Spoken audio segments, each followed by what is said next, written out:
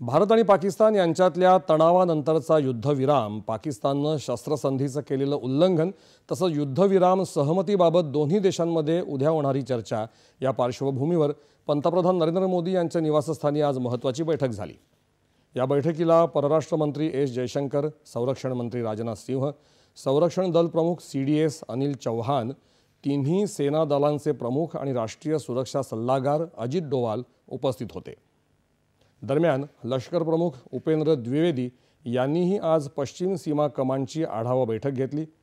10-11 मेच्या रात्री पाकिस्ताननं शस्त्रसंधीचं उल्लंघन केल्यानंतरच्या परिस्थितीचा यावेळी आढावा घेण्यात आला।